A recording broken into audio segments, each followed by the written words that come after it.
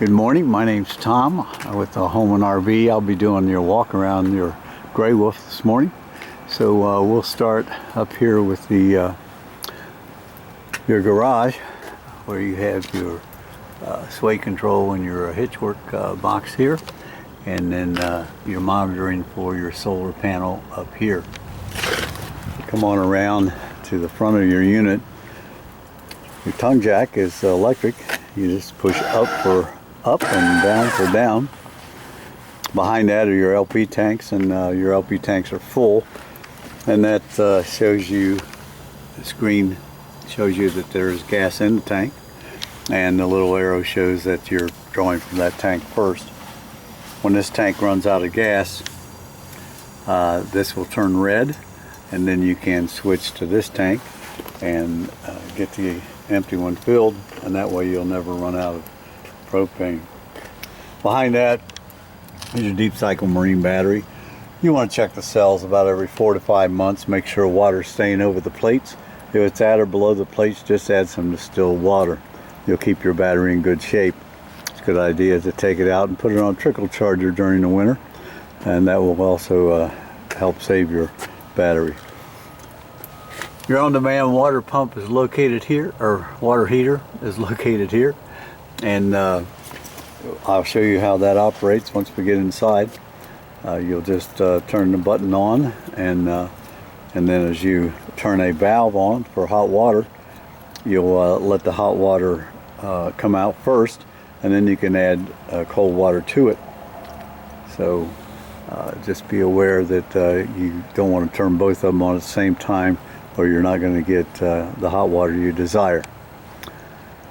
Once you've gotten your unit to the campsite and off of your tow vehicle, you're going to level up on the low tires by pulling up on blocks.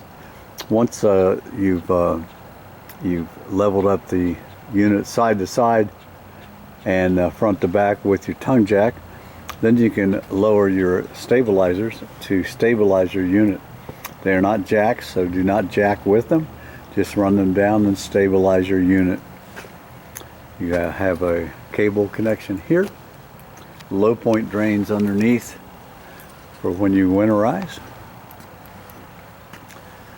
As we come on around, you have your freshwater fill here, and we have put water in there so that we can test some things for you. And then you also have your city water connection. It's a good idea to have a pressure regulator to keep it at 55 pounds so you don't blow the lines inside. Next to that's an outdoor shower. It's a shower hose with hot and cold water, and that hot water runs through the same system, so you'll want to run the hot first if you want hot water. Below that is your 30 amp power source, and all that cable is yours. And below that is your sewer outlet. The big knife blade on the right is to the toilet, and the gray is to your sinks and shower and gray tank. So what you'll do is you'll hook a hose up to the outlet with the bayonet connection, and make sure you're in a dump, and then you'll pull the black valve first and let that rinse out, and then you can close that valve and pull the gray to wash everything out. Use your gray to wash out your hose. You want to let both of those tanks fill to at least 2/3 before you dump them. If you leave the valves open at a full hookup, you're going to have a mess to clean up in the black tank, because the water will run away and leave the solids and the paper in the tank itself. So never leave the valves open. Always let them fill to at least 2/3. You come on around to, you have a rear bumper and a rack that you can put down and carry things on, a brand new spare. Little maintenance item, your roof. Your roof is a solid membrane, front to back, side to side, and everything that comes up through the the roof membrane has Dicor seal around it, as well as the seal at the front and the back. Dicor is a brand name. They make a lot of things for campers. They make this caulking that's non-silicone. Do not use any silicone on that roof. It will eat through the membrane. You have a rear entry to your bathroom. A flush for your black tank. Once you've dumped your black tank and it still shows there's something in it, it means there's something caught on the sensors. So you can wash that out by making sure you're in a dump, but the black valve is open. Then you can hook a hose up to this and hose out the black tank. Here we have your furnace exhaust. It's a good idea to get a screen for this to keep mud daubers and little varmints out. You can purchase that screen at any RV place, or you can buy it from us and we'll ship it to you.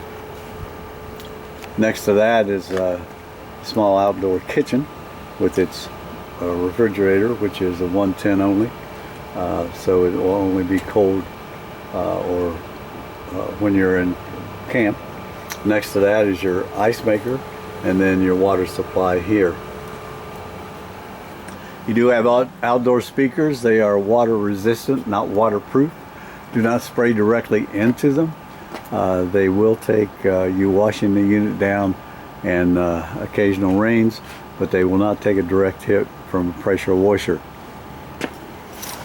Next to that, you'll find electric and a hookup for your TV outside, and a place to mount your TV outside. Have your awning out. Your awning is shade control only. Do not use it in stormy weather. If it's raining or the wind's blowing, bring it in. It will not take the weather the way the older fabrics used to do. So bring it in when it's raining, bring it in at night, and bring it in when you're not around your unit to make sure you keep it in nice working order. Now we'll go inside and do the same thing. As we come inside, you'll find your power panel here, and there are several buttons. The ones up on top will hit the battery button that shows it's fully charged. Your fresh tank has 2/3 in it, so we can test some things for you, and your black and your gray are empty. Your water pump's on because we're not hooked up to city water. We're drawing out of your onboard tank. You have tank heaters here, so in the winter you can keep your tanks from freezing. The main lights are located here, and then all the other lights, auxiliary lights, are located here. Your awning comes in and out here. It's been extended. You just push the button, it will come in. And then your slide or your dinette is located here. We'll go into the bedroom first.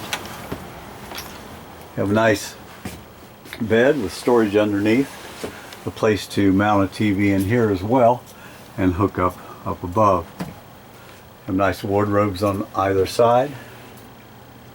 Reading lights. We'll come back into the cabin. You have a TV mount here as well, and also hook up above. Your radio is located here, and then you do have a nice fireplace that does put off heat. It's electric only. It will heat up the cabin on those cool mornings, like this morning. Your dinette does make into a bed. What you'll do is take the top off of the two pipes located here, store the pipes in a safe place, put the table down on the ledge here and here, and then bring your pillows forward, and that will make into a bed. You also have a jackknife bed here, which you can pull up and it will pull out just like a futon. Nice feature here is a refrigerator that The door opens either way.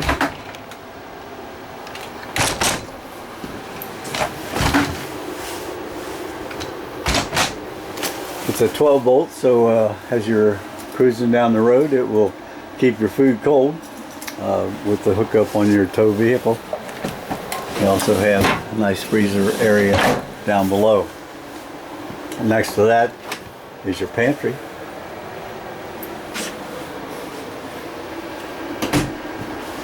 Another nice feature that I found out the hard way is a cup wash. You'll put your cup on here, push it down, the spray comes up, and then the water goes back into the sink. Nice spray hose here, and you do have a nice sink area and a smaller tub if you want to have 2 tubs. Nice safety feature on your cooktop is now, besides just being turned on when the gas would be coming out, you'll have to push this in and turn the sparker to light. Cannot do it with one hand, but assure me it does work. Below that's your microwave. The lights for your oven and your cooktop are located there. You do have a fan for the cooktop and a light to work by. Down below the bunk area, you'll find your breaker panel. Your breaker panel is marked as to what the breakers go to, and past your converter are your 12 volts, and they're marked as well. Next to that's your battery disconnect, and you'll turn that off when it's not in use to save your battery.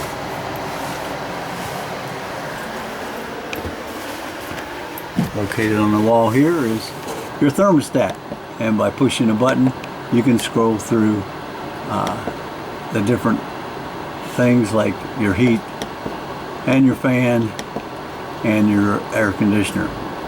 Now there, the AC just kicked on. I'll go back to heat, and we'll go to the bathroom. The toilet will fill by pressing the foot pedal slightly so that the valve's not open. You'll fill the bowl to where you want to use it, and then after use you'll push it all the way down to flush the toilet. That flushes right into your black tank. This is also where you're going to put your black tank chemicals. You need use anything that is for RVs, the packets or the liquid, and that will assure you of keeping your black tank in good condition and smelling nice and fresh. Nice tub and shower. Your water heater turns on here. You turn it on, you can adjust the temperature up or down, and then as soon as it's on, it takes about 3 or 4 minutes, not that long, maybe a minute, for the hot water to get up here. And once the hot water is coming out, then you can add the cold to it. Your GFI is located here. Anything close to, any receptacle close to water will be hooked up to this GFI. We'll turn your water heater off. And that pretty well takes care of the walkthrough. If you have any questions once you view this on YouTube, don't hesitate to call, and anyone here at Holman's will be happy to answer your questions. We want to thank you for buying your unit from Holman, and we know that it's going to give you many fun camping trips.